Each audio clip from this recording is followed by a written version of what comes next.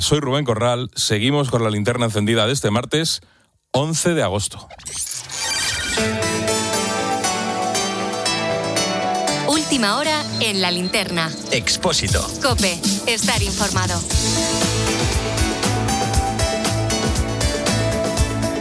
Pues quién nos iba a decir que a mediados de agosto íbamos a estar pendientes de tantos lugares, de tantos fenómenos y de tantas crisis. La última hora nos llega desde Colombia y las consecuencias de ese terremoto de hace 24 horas. Ahora mismo se buscan supervivientes y se lucha contra esas 72 horas límite para poder rescatar a personas de entre los escombros.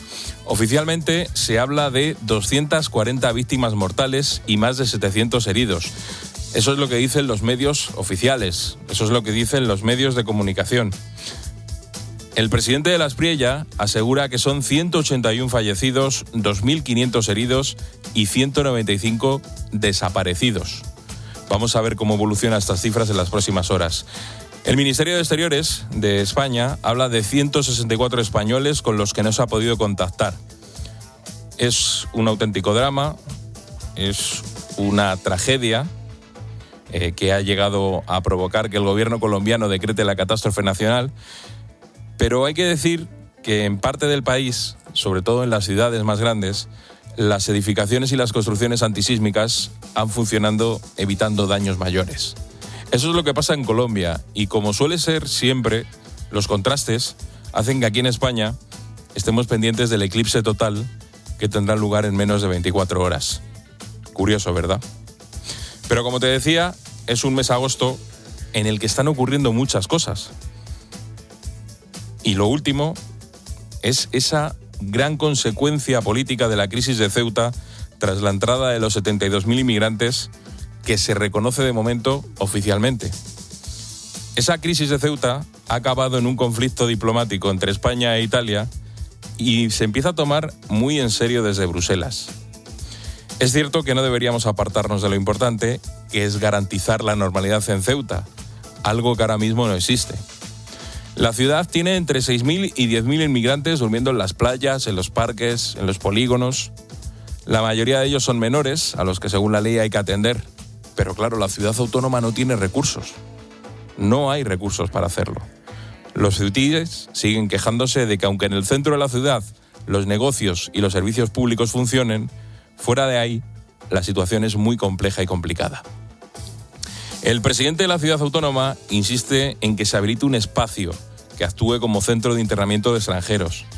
Pide que esas personas tengan restringida por razones objetivas la libertad de movimientos.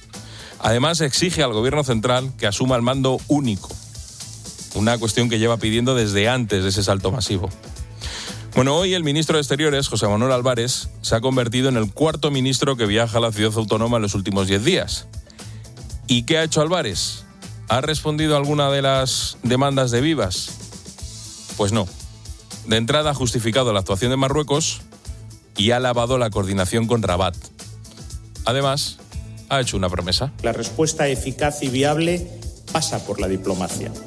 Y en ese diálogo estamos ambos comprometidos, España y Marruecos, en combatir este tipo de situaciones y en que hasta la última persona que ha entrado irregularmente en España vuelva a Marruecos. Curiosa promesa cuando no sabemos oficialmente cuántos migrantes hay en Ceuta. Álvarez además ha lanzado un mensaje en referencia a las personas que entraron en Marruecos ese pasado 30 de julio y ha dicho que nadie va a permanecer en Ceuta, ni en España, ni en Europa.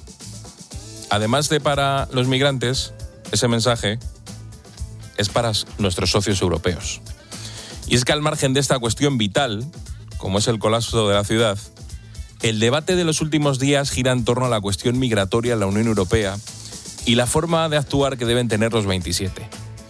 Estamos hablando de un debate importante, un debate de calado, un debate de hecho vital para el futuro de Europa. Pero llama la atención que desde el gobierno se ponga más intención en estos debates de confrontación que en mostrar firmeza con Marruecos. El caso, como te digo, es que España e Italia se han enzarzado en una cuestión que preocupa bastante en Bruselas. Ya sabes, Italia estableció controles en puertos y aeropuertos y el gobierno de Sánchez respondió. Así llevamos desde el sábado. Al final, la sensación que uno tiene es que tanto Italia, el gobierno italiano, como el gobierno español, lo que intentan es arrimar el ascua a su sardina. Pero la cosa ha ido creciendo y se ha disparado cuando Meloni ha logrado el apoyo de Dinamarca para exigir a España una mayor firmeza contra la inmigración irregular. Este debate, el de la inmigración, como te digo, es muy importante de cara a los próximos años, porque Europa lleva desde hace tiempo intentando aclararse y adoptar un modelo en materia migratoria. El pasado mes de julio se aprobaba el Pacto sobre Migración y Asilo, un pacto que endurece los controles fronterizos, que acelera las deportaciones y que impone un sistema de solidaridad flexible entre los Estados miembros. El pacto está aprobado, pero como tantas otras cuestiones que afectan a la Unión Europea, no se ha implementado. Una de las cuestiones que recoge este pacto es que el marco normativo establece, avala, la posibilidad de derivar y expulsar a las personas con solicitudes de asilo denegadas a centros de retorno situados fuera de las fronteras de la Unión Europea. Es decir, se externaliza el servicio. Esto se aprobó gracias a los votos del Partido Popular Europeo y contó con la oposición de los socialdemócratas. Como te digo, este marco, en materia de migración, ha salido adelante. Ahora hay que implementarlo. Y las posiciones de unos y de otros siguen enfrentadas. Ese es el lío que hay ahora mismo en Europa. Un bloqueo político que sigue sin decidir qué hacer en cuestiones fundamentales. Europa sigue sin tener claro qué hacer en muchas materias. Y la inmigración, sin duda, es uno de los asuntos que más van a marcar nuestro futuro.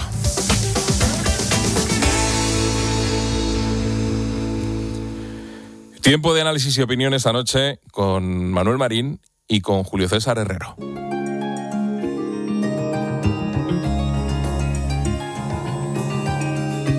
La linterna. Expósito. COPE. Estar informado.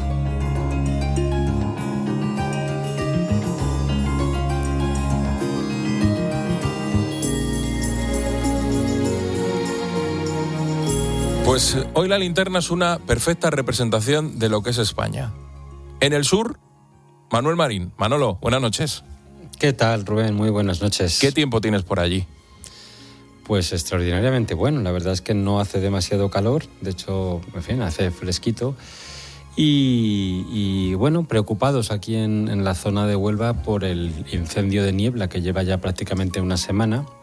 Y es una localidad que es de la provincia de Huelva, pero está un poco a medias entre Huelva y Sevilla, y en función del viento pues va cambiando, ¿no? Al punto de que en Punta Umbría, que es plena costa, que es la playa, está a 40 kilómetros más o menos de niebla, nos seguimos levantando todas las mañanas con el humo en el cielo y con una especie de mancha oscura que denota que hay unas enormes dificultades para poder consumir y apagar ese fuego, ¿no? Es bastante inquietante y hombre, el daño que pueda estar haciendo a efectos personales y de desalojos de distintas poblaciones, pues es bastante menor a lo que hemos vivido, por ejemplo, en Madrid o en Castellón, pero no deja de ser inquietante que casi una semana después este fuego siga activo.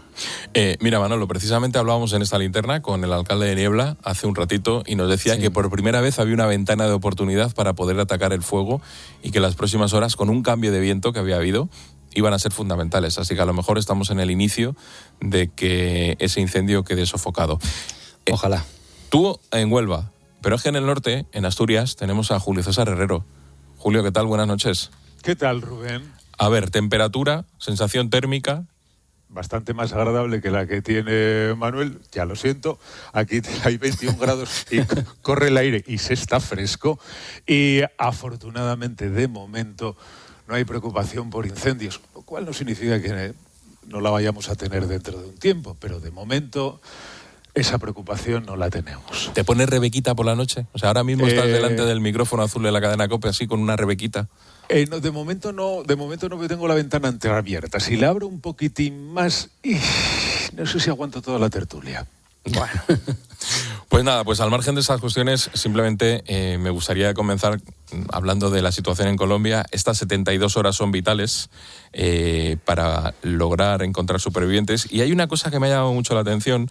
Anoche, nada más producirse el temblor, hablábamos con un periodista colombiano que nos decía, dice, bueno, vamos a ver cómo está la situación. En las grandes ciudades de la zona del eje cafetero es probable que no haya muchas víctimas porque en el año 99 un terremoto dejó 1.200 víctimas mortales.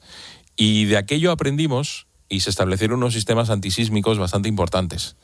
Y parece ser que, desgraciadamente, todos los muertos están en zonas rurales y que en las grandes ciudades, a pesar de la intensidad del temblor, que estamos hablando de un terremoto de 2 minutos, y además, según explican los expertos, fue de menos a más, pues en esas grandes ciudades parece que no hay muchas víctimas, que ya digo que la situación va a ser más compleja en esas zonas rurales de ese eje cafetero. Simplemente por quedarnos con una onda positiva, ¿no? Que de estas desgracias se puede aprender, Manolo. Hombre, claro, es que, vamos a ver, terremotos de 7,1 en la escala de Richter son tremendamente violentos. Que esto ocurra además y afecte a núcleos urbanos, a ciudades muy pobladas, densamente pobladas, ¿no? El caso de Cali, por ejemplo, es así. Y que haya este número de víctimas, que no deja de ser una auténtica catástrofe, una auténtica tragedia, pero, hombre, dada la magnitud del seísmo, la duración que tuvo. Es cierto que técnicamente no es lo mismo que ocurrió en Venezuela, donde hubo 2 seísmos y a un nivel de profundidad menor que el que ha ocurrido aquí, pero refleja que el estado de las edificaciones, las construcciones, la propia estructura, el propio país, el hecho de que Colombia tenga, evidentemente, y por desgracia para los venezolanos, después de casi 3 décadas de dictaduras chavistas y maduristas, pues Colombia está organizada de otra manera, estructuralmente, en sus edificaciones, su ingeniería, sus ciudades son infinitamente más avanzadas. Y de eso hay que dar gracias, que al fin de cuentas, oye, Colombia mantiene una estructura institucional, y eso que el nuevo presidente, pues lleva 3, 4, 5 días en el cargo, no lleva más, demuestra que todo funciona de manera razonable. Ahora sí, en estas 72 horas lo que hay que esperar y ver que se puedan rescatar víctimas que todavía pueda haber con vida, por eso son tan cruciales, y sobre todo que eso es cierto, heridos que puedan recuperarse poco a poco, y desaparecidos que aparezcan lo antes posible, porque entre ellos hay bastantes cientos de españoles. Julio, tú conoces el país. Es un país que, lo comparaba Manolo ahora con Venezuela, hay una cierta estructura de Estado que en estas primeras horas parece que está funcionando. Claro, porque un hecho de estas características, la magnitud de lo ocurrido no explica necesariamente el desastre que provoca. Hay que tener en cuenta varias circunstancias: la distancia entre los diferentes núcleos de población afectados, la calidad de las construcciones, la capacidad de respuesta, la exposición de infraestructuras críticas. Algo como lo que ha ocurrido en Colombia y antes en Venezuela sirve para medir la capacidad de respuesta de un Estado, cuando existe un Estado. La coordinación para el envío de los equipos, para el restablecimiento de los hospitales, de las comunicaciones, de las carreteras, de los aeropuertos, para la identificación de los damnificados. Fíjate, para la infraestructura pública. Julio, y perdona, lo de las carreteras parece una tontería, pero al decretar el toque de queda tan pronto, liberaron las carreteras para que en las 3 primeras horas pudieran circular los servicios de emergencia por allí. O sea, es una cosa que es vital. Claro, porque todo eso que detallado, todo eso se traduce en una mayor o menor mortalidad. Y eso solamente es posible cuando el Estado funciona y cuando el Estado está preparado. Y seguramente alguna de las diferencias, o una de las diferencias importantes entre lo que estamos viendo ahora en Colombia, es verdad que con números todavía de carácter provisional, pues parece que va a distar de lo que hemos estado viendo en Venezuela. Porque en el caso de Colombia no solo parece que se está sabiendo cómo responder cuando ocurre, sino que hubo capacidad de anticipación. Tú hablabas de Pastrana, es verdad. Antes, desde el gobierno de Pastrana, como consecuencia de ese primer terremoto, hubo una mejor planificación urbanística, había sistemas de alerta, la importancia de las infraestructuras que estén adaptadas. Y después de que ocurre, funciona el rescate, funciona la atención sanitaria, habrá que ver si funciona la reconstrucción y también las ayudas. ¿Por qué el mayor número de muertes se producen en zonas rurales? Pues precisamente porque es donde las construcciones, donde no está llegando todo eso. Las construcciones son bastante más débiles. Y hay un dato que me parece que no es menor. La pobreza también se lleva o provoca que se lleve la peor parte de este tipo de acontecimientos, porque pobreza es lo mismo que viviendas vulnerables, y si además a eso le sumas una mala infraestructura, al final el resultado es que cuando pasa algo terrible se llevan la peor parte. Y ahí está seguramente una de las explicaciones de lo que está ocurriendo. Pues vamos a estar muy pendientes a esas próximas horas, vamos a estar pendientes de esos rescates. De hecho, en esta linterna estamos intentando hablar con alguno de los hospitales de Pereira, que es la zona más afectada, las comunicaciones no son buenas, a ver si tenemos suerte y antes de que tengamos que apagar la linterna podamos hablar con algún médico que, por lo que hemos podido ver, tiene una historia realmente tremenda. Aparcamos Colombia y tenemos que hablar de Ceuta. Vamos a empezar, si os parece, en orden y escalando la cuestión. Yo creo que lo primero, se pueden abrir muchos debates, Manolo, pero lo primero es la situación que vive ahora mismo la ciudad. O sea, se habla de una emergencia sanitaria, se habla de una emergencia social, se habla de una emergencia económica y no sé, pero da la sensación de que los ceutíes empiezan a pensar que el gobierno les ha abandonado. No sé cómo lo ves, Manolo. Pues fíjate, yo tengo la sensación de que eso lo pensaban antes de todo esto. Ahora lo que han hecho, lamentablemente, es confirmar esa situación de abandono. Y sencillamente porque no es una cuestión de opiniones, ni esto es una cuestión ideológica, hay que remitirse a los hechos. El jueves se van a cumplir 2 semanas. 2 semanas desde que 72.000 personas, que es un cálculo, vamos a decir, aproximado, entraron en esa ciudad, arrasaron absolutamente todo, generaron un clima de miedo, de estupor, pusieron en evidencia la debilidad de nuestra frontera, la incapacidad que tenemos, la falta de previsión, el exceso de confianza con Marruecos. Y ahora lo que estamos es ante una situación verdaderamente anómala e inexplicable desde mi punto de vista. Es decir, 12, 13 días después hay una situación de deterioro, de degradación, de haber dejado pudrir esta situación de abandono. Es decir, cuando los ceutíes se manifiestan, cuando salen 15.000 ceutíes a la calle, en una población de poco más de 80.000, es un porcentaje muy alto de ceutíes que salen a implorar ya no una determinada ayuda, no ya que se normalice la situación en esa ciudad, sino a lamentar, a quejarse, a expresar que están abandonados, que se sienten abandonados, ¿no? Por el gobierno de la nación, por las instituciones y por los gravísimos problemas que están sufriendo. Hablamos de brotes ya de algún tipo de enfermedad, de sarna en unos asentamientos absolutamente ilegales en la playa. Hablamos de un limbo administrativo para no se sabe cuántos miles, 3, 4.000, de los cuales 1.000 y pico, 1.200, casi 1.500 son menores. Hablamos de una ley en España que es insuficiente y hablamos de unos problemas también diplomáticos como los que citabas al inicio en la entradilla del programa. De las muchas soluciones posibles que puede haber, y hoy Álvarez apelaba cínicamente a la diplomática, resulta que todas, absolutamente todas, serían factibles, viables, más discutibles, menos discutibles, incluso desde el punto de vista ideológico, si quieres. Pero la que no es admisible es la que tenemos ahora mismo, que es haber convertido a Ceuta en un limbo administrativo en el que los españoles asistimos atónitos a algo que el propio Sánchez reconoció como una agresión a la integridad territorial. Hombre, evidentemente no es un problema migratorio como nos quisieron vender antes. Evidentemente esto no es un problema de diálogo con Marruecos. Todo esto se produce porque no existe ningún diálogo con Marruecos. No hay diálogo constructivo, que decía Álvarez.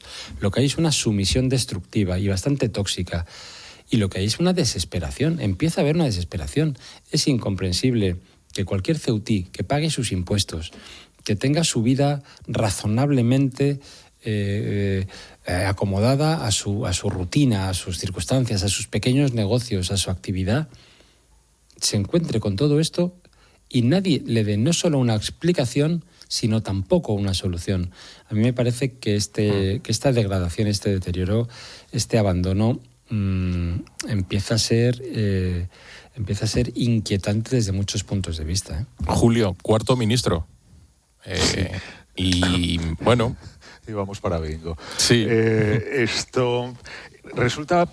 Hay veces en las que yo creo que cuando se hacen intervenciones públicas por parte de miembros del gobierno, cuando ocurre una desgracia o una crisis de estas características, igual sería deseable tener un poco más de cuidado, porque intentar dar la sensación de que no pasa nada, o en el mejor de los casos, todo está controlado, que todo está bajo control, que las cosas están funcionando razonablemente bien. Cuando pones el micrófono entre los ciudadanos de Ceuta, y es muy difícil encontrar a alguien que te diga, que efectivamente te corrobore que esa versión del gobierno coincide con la realidad que ellos están viviendo. Yo no estoy diciendo que, claro, cuando uno se ve afectado directamente, la percepción a lo mejor es distinta de la realidad, pues porque hay cosas que te pillan en lo inmediato y eso te dificulta abrir la mirada y hacer un análisis más realista o más objetivo de las cosas. Es verdad, lo que pasa es que esa es la percepción de los ciudadanos. Y no creo que sea una buena cosa hacer declaraciones que confrontan tanto y de manera tan radical con la percepción de los ciudadanos. Si efectivamente Álvarez tiene razón, si hay algo que agradecer a Marruecos, si todo va razonablemente bien, ¿por qué entonces los ciudadanos se manifiestan de esa manera? ¿Lo hacen por capricho? A lo mejor igual es así, pero habría que moderar, creo yo, desde cierto punto de vista la contundencia de ese tipo de declaraciones que parece que se refieren a una realidad muy distinta a la que están viviendo los ciudadanos de Ceuta. Tienen la sensación de que hay una pérdida de control, y seguramente es una sensación cierta. Tienen la sensación de que hay vulnerabilidad, y quizá también sea una sensación cierta, no sé hasta qué punto, pero ellos ven casos, y cuando uno ve casos piensa que todo es así, y a lo mejor no es todo así, pero hay que atender a esas sensaciones, porque finalmente son los ciudadanos que están allí quienes las están viviendo o quienes las están sufriendo.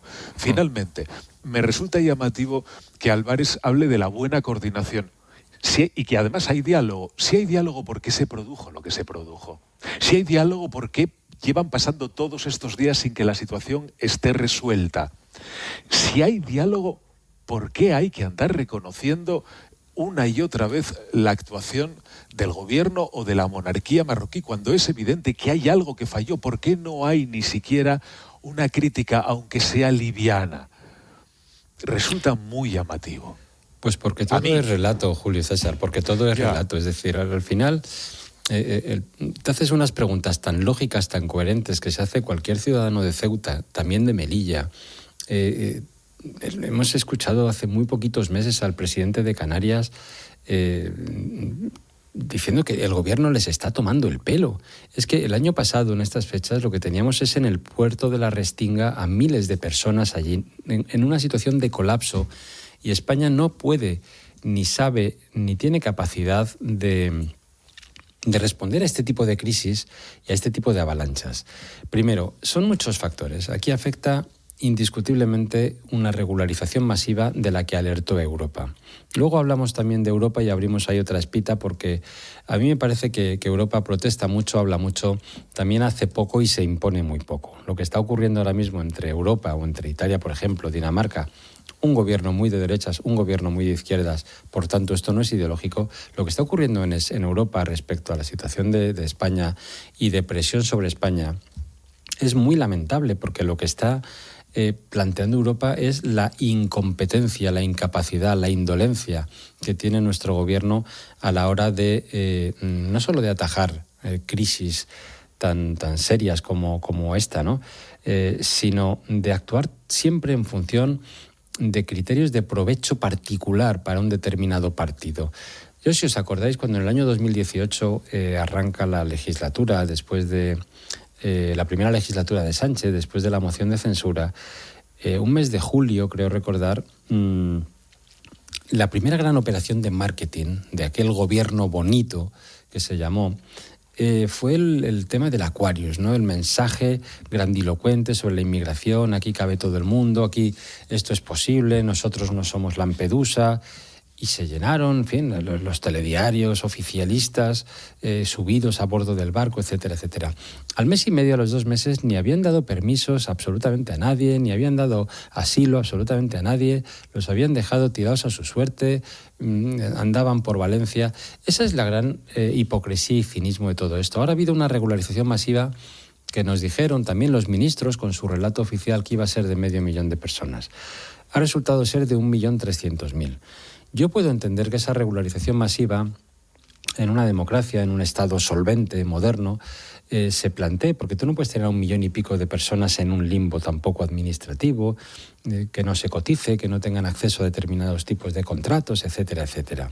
No nos puede bastar con decir, tienen derecho a la sanidad, faltaría más, no vas a dejar a alguien moribundo sin atender. Tienen acceso a la educación, sí, pero esto no está bien planteado, ni el diálogo con las comunidades autónomas. Lo que ocurre es, para mí hay 2 cuestiones, dos debates. Uno, a mí me parece que es imprescindible y es inaplazable que volvamos a abrir un debate muy de fondo sobre lo que se llaman las devoluciones en caliente y que siempre se llamaron rechazo en frontera. Es decir, esto no es una cuestión ideológica, esto se practica, se sigue practicando en España. Este gobierno, la izquierda, cuando plantea el fin de la Ley de Seguridad Ciudadana para, entre otras cosas, acabar con los rechazos en frontera, con las devoluciones en caliente, que el logro que venía de la derecha, los gobiernos del PP habían puesto en marcha, resulta que lo ha practicado este gobierno triplicando las cifras de los anteriores. Manolo, es el gobierno, sí. En el anterior episodio en Ceuta, el de los menores, esas devoluciones en caliente funcionaban en la playa, ¿eh? O sea, claro, según entraban, salían por el mismo sitio. O sea, si es que yo recuerdo perfectamente un grupo de chavales en una roca que no se quería bajar de la roca, que estaban unos guardias civiles esperándoles. Después de horas, porque ya no podían estar allí, se bajaron, eran chavales, les cogieron y les hicieron recorrer el camino inverso por la playa. Les llevaron a la puerta y para allá. En 2021, claro, esa es la grandísima hipocresía de un gobierno que había tenido a Pablo Iglesias como vicepresidente y que Marlaska es el que nos dijo en el Congreso que se iban a terminar las devoluciones en caliente porque eran propias de sistemas o de gobiernos poco humanitarios o poco menos que inhumanos. Y las ha triplicado. Y además es que tiene cierta lógica cuando ocurren estas cosas. Esto no es un problema migratorio. Esto no eran subsaharianos saltando la valla de Melilla o la valla de Ceuta. Esto era una invasión absolutamente organizada. Y nos puede decir y tomar el pelo Marruecos, ayer el ministro de Justicia diciendo que en fin, que procedamos de una vez ya a la entrega de todos los menores para ir con sus padres, etcétera, etcétera. Pero ¿qué medios está poniendo Marruecos? ¿Qué tipo de ayuda? Álvarez, ¿por qué no deja la grandilocuencia, la palabrería y nos dice realmente si ese diálogo es tan sincero, tan transparente? ¿Qué es lo que está pasando y por qué ha ocurrido esto? Que nos explique Marlaska por qué apenas había dotaciones policiales en frontera. Que nos explique alguien, la ministra de Defensa, si el CNI detectó o no detectó. Porque en el caso de que no detectara es grave. Y en el caso de que detectara y el gobierno incurriera en una inacción es doblemente grave. Pero por eso creo que hay que reabrir ese debate sin cinismos. Y luego, una última clave. Yo creo que es verdad que el gobierno vive del relato, y un relato que ya en su día, fíjate, asesores muy particulares y muy concretos de Pedro Sánchez pusieron en marcha como si fuera una virtud política. Y dice, bueno, a cada crisis una oportunidad. En la pandemia, en La Palma, con el volcán. Siempre hemos visto cómo el gobierno utiliza cualquier catástrofe, el apagón, cualquier circunstancia para buscar culpables. Pues mira, son las grandes energéticas, son los murciélagos chinos y si no, en fin, aquí o si no es el novio de Ayuso. Aquí el gran problema es que cada vez que ejercen una inacción, un ejercicio de incompetencia. Cada vez que ponen de manifiesto algún tipo de torpeza política, el problema lo tienen ahora el PP y Vox en las comunidades autónomas. Y eso es falsario, es engañar. Por eso se le insulta en Ceuta, por eso no puede pisar la calle, por eso Ceuta se puede convertir en un paiporta pasado mañana, porque todo es mentira. Pues mira, hablabas de ese manual de crisis del gobierno. Alguien que es experto es Julio César Herrero en este tipo de manuales.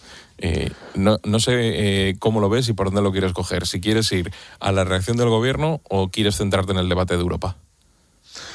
Respecto a la reacción del gobierno, lo estaba diciendo Manolo, el problema, seguramente, o uno de los problemas del gobierno, es que hay un discurso que consideran que vende bien a los suyos, que es el del compromiso, el de la solidaridad, el de, el de los brazos abiertos, el de damos lecciones al mundo, y después hay una realidad que es muy, muy, muy tozuda. Bueno, de hecho es tan tozuda, y esto responde a la primera de las posibilidades de respuesta que me dabas y lo enlazo con la segunda, que cuando uno está contra las cuerdas resulta que utiliza los argumentos de la realidad para justificar las decisiones respecto a Italia.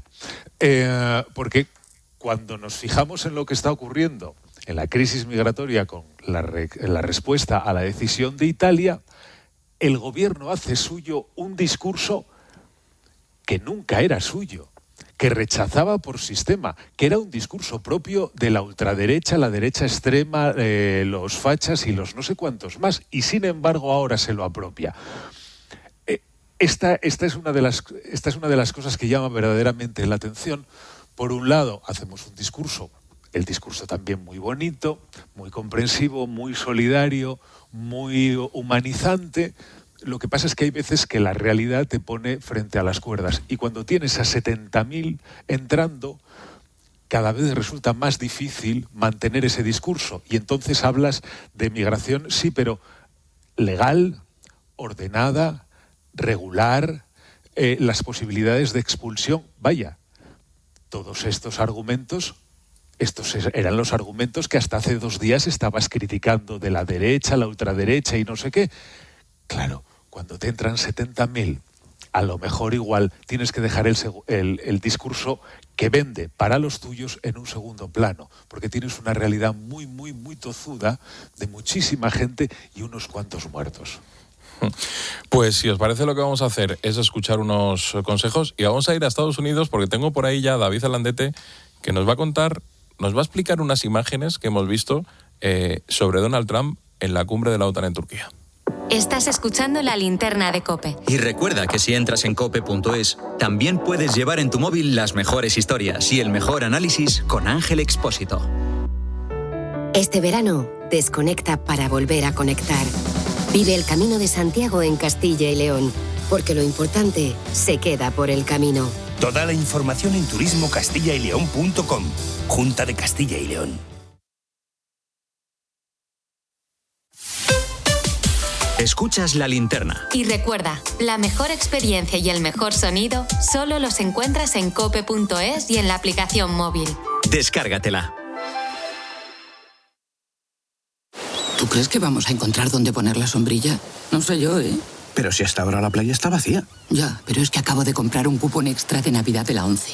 Que este año tiene 90 premios de 600.000 euros, claro. Una ilusión tan grande que no sé yo si vamos a caber en esta playa. Este año, el cupón extra de Navidad de la ONCE viene con 90 premios de 600.000 euros. Un extra de ilusión más grande que nunca. Mejor buscamos otra.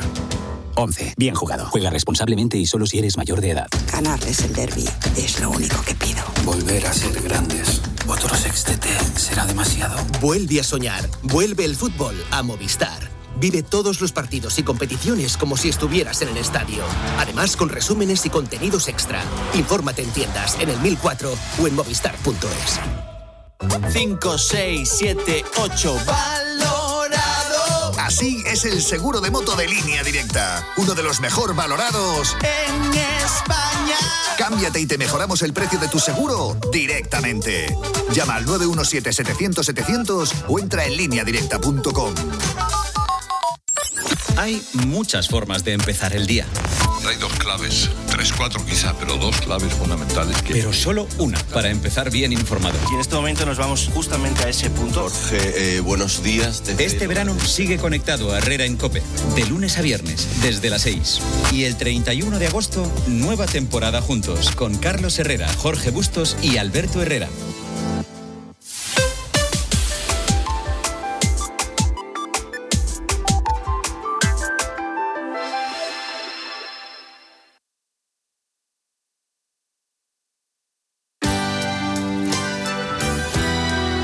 La linterna. Expósito. COPE. Estar informado.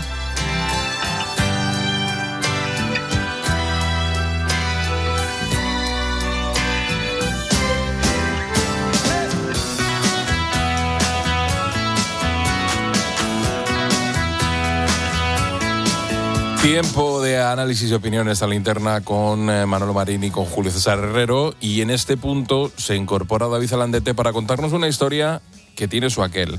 Resulta que la prensa estadounidense ha contado que Donald Trump tuvo que abandonar el Air Force One oculto en un camión de catering para volar en otro avión sin que nadie lo supiese tras la cumbre de Turquía el mes pasado. David Alandete, buenas noches.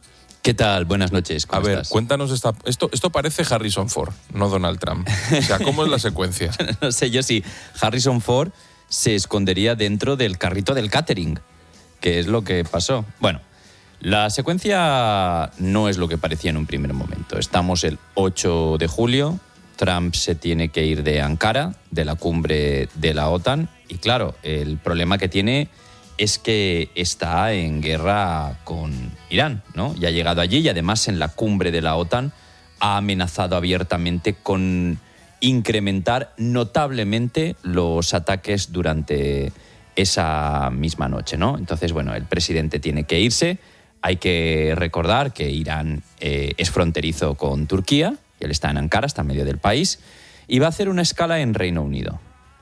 A la prensa se nos dice que Trump ha ido a Ankara en el nuevo Air Force One, el que le regaló Qatar, este palacio con alas que, bueno, está lleno de apliques dorados, asientos gigantescos, lujo asiático para el presidente. Pero no tiene el sistema antimisiles que tiene el viejo Air Force One, el de siempre, el de toda la vida, ese de color azul.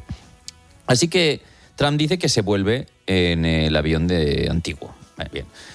La prensa sube al avión, se les cierran las persianas, y eso yo siempre recuerdo que nos comentaban los periodistas cuando regresaban, porque viajan muy pocos con él, de televisión, sobre todo por tomar las imágenes, y que les cerraron las ventanillas. Entonces, Trump, hay unas imágenes de él subiendo en el avión, y el avión pues llega a Reino Unido, en la base militar, se abre la puerta, sale Trump y luego sale la prensa. Bueno, pues lo que se ha sabido este 11 de agosto, más de un mes después, y no porque lo admite la Casa Blanca, sino porque lo revela el Washington Post, el diario de Washington Post, es que cierran las persianas del avión de los periodistas, y Trump, que ha entrado en el avión, sale por la puerta de enfrente, se mete en un camioncito de esos de catering, un carrito de esos donde se sube la comida, lo bajan con los gatos hidráulicos, lo ponen en un coche y lo llevan a otro avión militar, sin marcas, y se lo llevan a Reino Unido. El avión de Trump, que no es el Air Force One, llega antes. Cuando llega el otro Air Force One, Trump sube y desembarca como si hubiera volado con el equipo y con los periodistas. La razón, que la inteligencia de Estados Unidos detectó una amenaza inminente contra la vida del presidente. Pero es que lo que ha conmocionado hoy a todo Estados Unidos es que dejó a su propio equipo y a los periodistas como cebo, como señuelo en el Air Force One antiguo, y si eso se iba a llevar el ataque, se lo iban a llevar las personas que había dejado ahí, mientras iba él de incógnito en otro avión, ¿no? ¿Cuántos intentos de atentado ha sufrido Trump? Porque recordamos el famoso disparo en el meeting, luego hubo otro incidente en un campo de golf, si no recuerdo mal, ¿no, David? Sí, ha habido varios. A ver, desde que Donald Trump ordena la muerte de Qasem Soleimani en enero de 2020, que Qasem Soleimani era uno de los grandes generales de Irán y encargado de las guerrillas en el extranjero, hay un complot y una determinación de Irán de matarle. Y eso lo sabe el presidente Trump desde 2020. La Casa Blanca durante la época de Biden también lo advierte y avisa a Trump. Después del atentado en Butler, en Pensilvania, que le rozan la oreja, de hecho se investiga la pista iraní. Hay detenidos, varios detenidos en Estados Unidos en el 24 por este complot. Después está el del campo de golf, después pillan a un tipo con una pistola, después el de la cena de corresponsales, después un tiroteo cerca de la Casa Blanca. Es decir, el otro día, cuando el presidente fue a Las Vegas la semana pasada, también detuvieron a un tipo con un arma. Es decir, Trump está constantemente amenazado, ¿no? Hay una historia, sí. Sí, el tema es que Irán puso precio a su cabeza y tiene una campaña en su contra. Y eso es algo con lo que Trump tendrá que vivir el resto de su vida, ¿no? Que Irán quiere matarle, o sea, claramente. Julio, a mí me llama la atención esto de que deja a los periodistas en el avión, deje al equipo en una situación de riesgo y se van en otro avión, tranquilamente. Soy incapaz de encontrar una explicación más allá de las prioridades. Imagino que mira por lo suyo y el resto que arre, la verdad es que se explica con bastante dificultad. No se me ocurre ninguna otra explicación más allá de eso, o quizá a lo mejor igual sea la manera de no dar la impresión o de dar el menor número de pistas. Soy incapaz de responder, no sé cuál puede ser la explicación a esa manera de comportarse. A lo mejor igual algo de seguridad también hay. Manolo, la verdad es que como acaba de relatar David, el listado de intentos de asesinato es importante. Bueno, claro, es que la amenaza es real y contaba el episodio del general Soleimani y desde luego lo que ha ocurrido hace muy poquitos meses y la situación, digamos, de desamparo con la desaparición que provocó Estados Unidos del líder supremo, dejó a Irán verdaderamente noqueado. A ver, esto que está contando el Washington Post y que nos narra con tantísimo detalle nuestro compañero, les parece sacado de una novela de Tom Clancy, ¿no? Tom Clancy yo creo que queda incluso como alguien poco imaginativo cuando hacía aquellas novelas y luego tantas películas que hemos visto. A ver, hemos visto en muchísimas ocasiones cómo funciona, es verdad que guionizado en el cine, pero me da la sensación de que es bastante fiable cómo funciona el servicio secreto norteamericano, ¿no?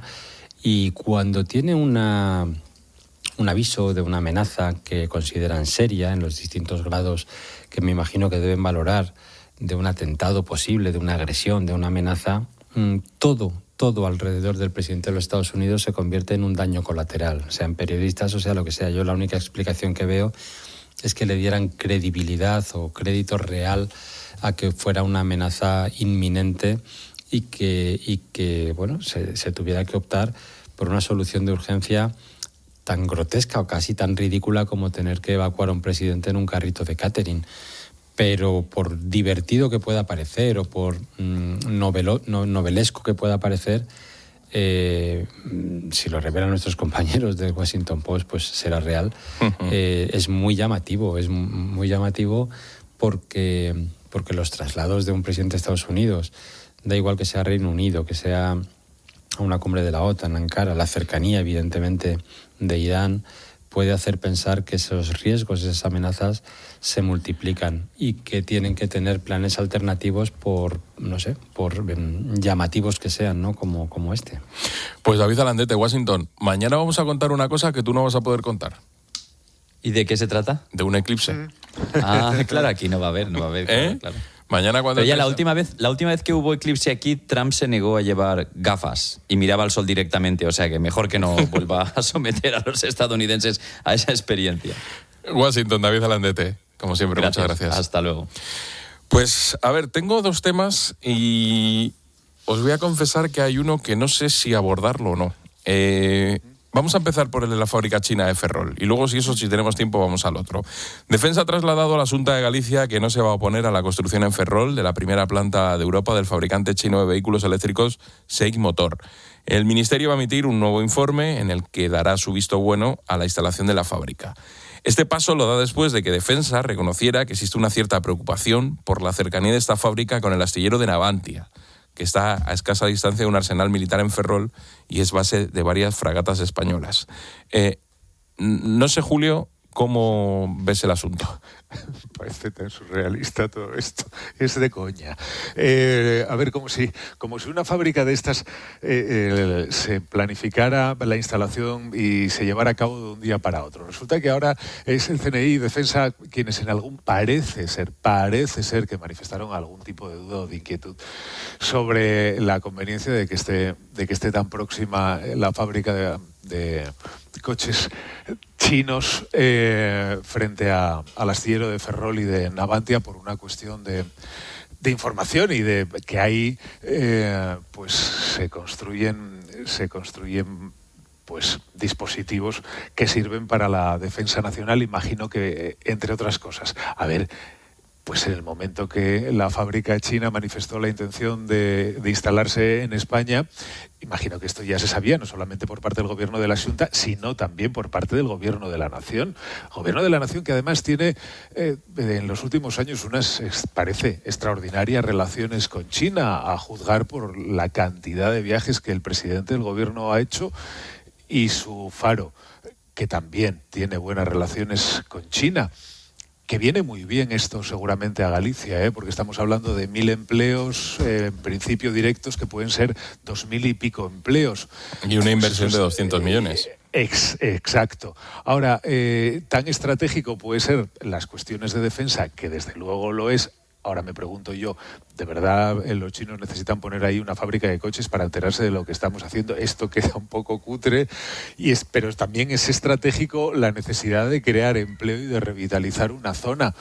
Pero bueno, parece ser que al final todo va a quedar en fue una duda que manifestaron, pero que no va a ser trascendente. En todo caso, que esto se filtre o que esto trascienda justo ahora, cuando el procedimiento o el proceso de instalación ya viene de lejos, no deja de resultar llamativo. Hay alguien que ahora se ha dado cuenta de, vamos a tener a los chinos enfrente de donde hacemos los barcos, a ver si se van a enterar de qué tipo de barcos hacemos. De todas formas, con lo del espionaje chino, hoy me contaba Enrique Serveto, en su sección habitual aquí en La Linterna, que precisamente estos días habían detenido a un espía chino en Corea del Sur porque mantenía una relación con una de las secretarias de una importante institución coreana.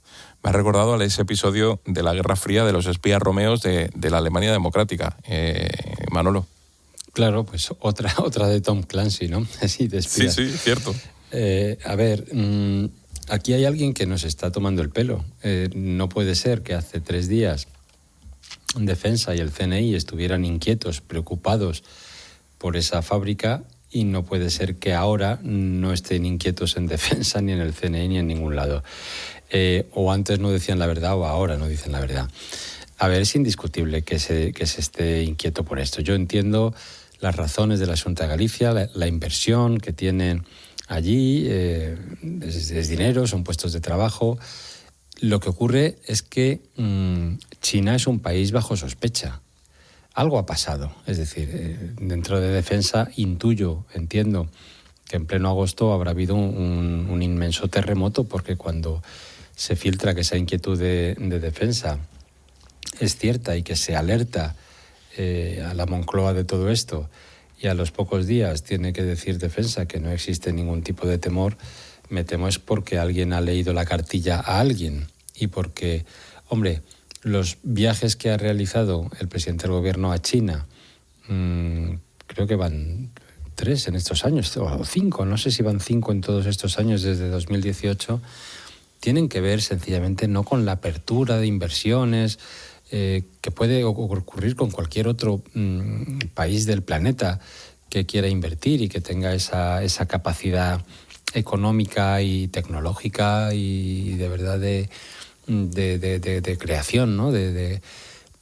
Pero China es un país bajo sospecha. China es un país que tiene espías en todo el mundo. China es un país con un ejército potentísimo. China tiene unas ambiciones expansionistas que estamos viendo tanto en África como estamos viendo en partes de Centroamérica e incluso en Sudamérica.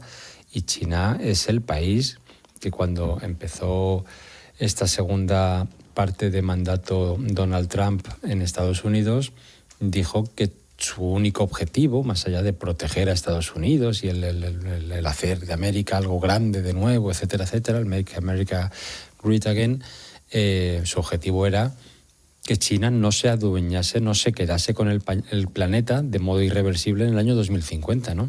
Y resulta que España lo que está haciendo es no solamente abrir espero que con cautelas, todos nuestros mercados, nuestras inversiones, sino realmente generar un problema que, por cierto, puede, y volvemos otra vez, generar una enorme desconfianza dentro de Europa. Quiero recordar el episodio de Huawei y de la investigación que se mantiene abierta en Bruselas con la detención en su momento de altos funcionarios, incluso de algún que otro eurodiputado, ¿no? No es un país inocente, entonces... en fin, no sé si somos lo suficientemente ingenuos ya con Marruecos y con Ceuta y con Melilla como para tener que ser también demasiado ingenuos con China. Pero, Manuel, una cosa, si la fábrica de coches chinos, en lugar de estar enfrente del astillero, estuviera en un polígono en Leganés, ¿habría algún problema? Seguramente podría haber exactamente el mismo problema. Quiero decir, pero es que entonces si al final el problema es la relación con China, entonces nosotros antes deberíamos solucionar todos los problemas que tenemos que haga o que hacen que necesitemos de la inversión china. Si los chinos nos facilitan lo que no tenemos, o lo aceptamos o... Yo puedo estar de acuerdo. Si el problema es que tú puedes aceptar lo que puedas aceptar porque te beneficia, te favorece, pero pregunto, ¿a cambio de qué? Quiero decir, si el gran problema no es que lo hagas en Leganés o en el pueblo de Aljaraque, provincia de Huelva, ese no es el problema, siempre va a haber algo cerca, ¿no? El problema es si China es un país fiable a efectos comerciales, a efectos tecnológicos, a efectos estratégicos para Europa, porque Europa es quien tiene ahora mismo a China bajo duda y bajo cuestión. La alianza de China con Rusia, con India, lo hemos visto muy recientemente en grandes cumbres internacionales que han planteado un pulso, un auténtico pulso a Occidente, un pulso a Estados Unidos, un pulso a toda Europa.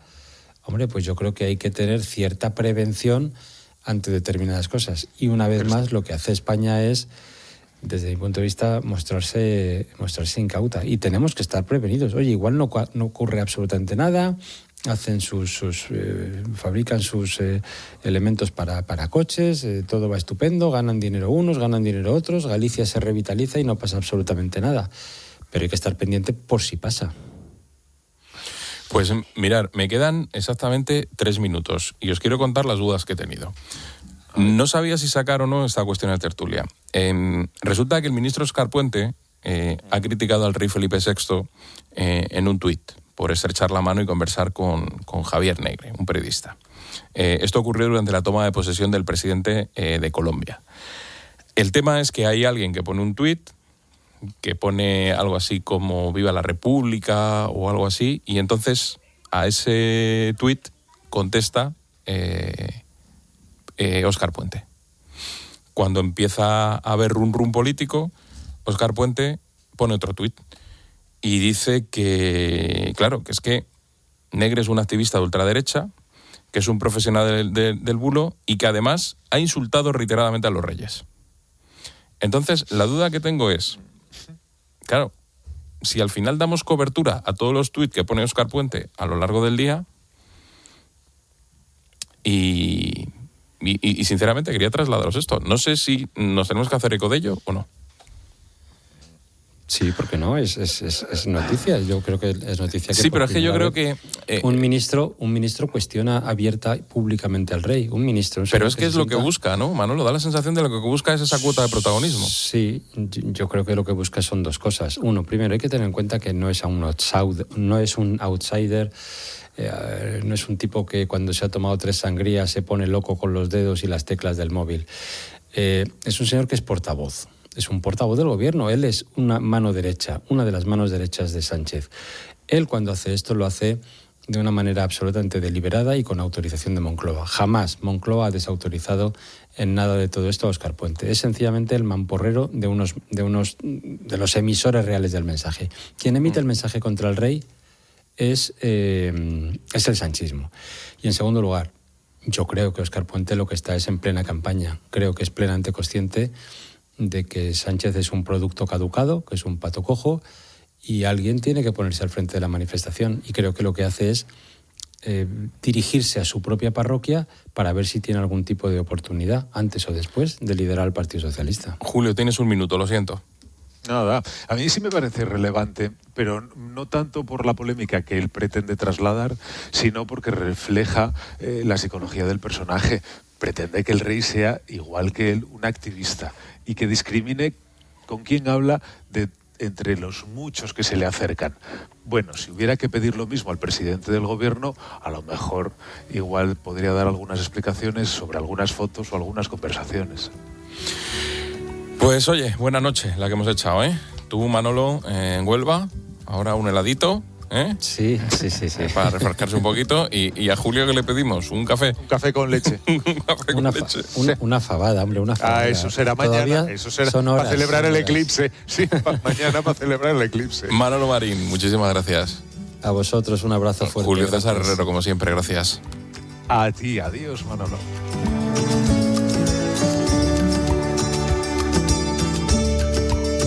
La linterna. Expósito. COPE. Estar informado.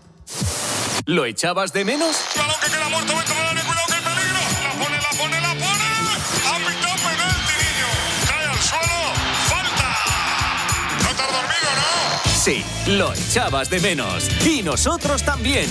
¡Vuelve la Liga! ¡Vamos!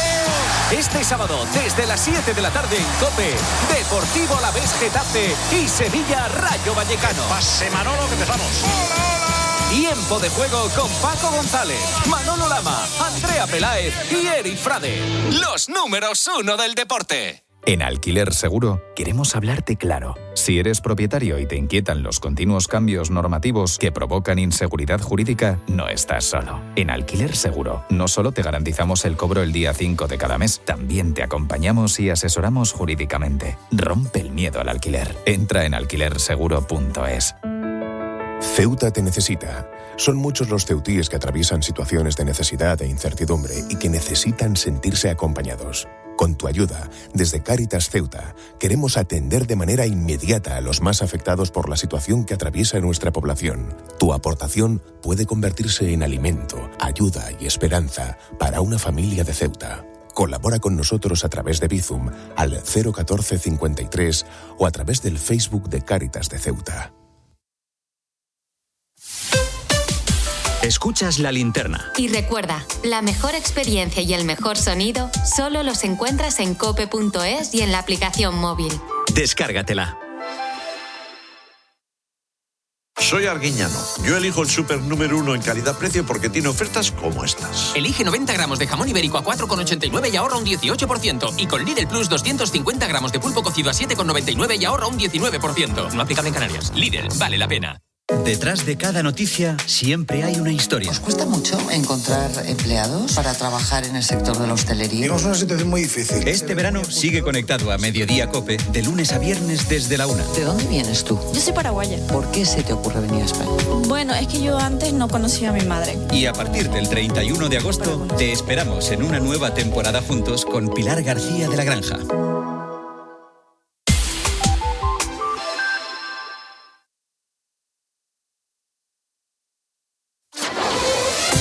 Editorial. Cadena COPE.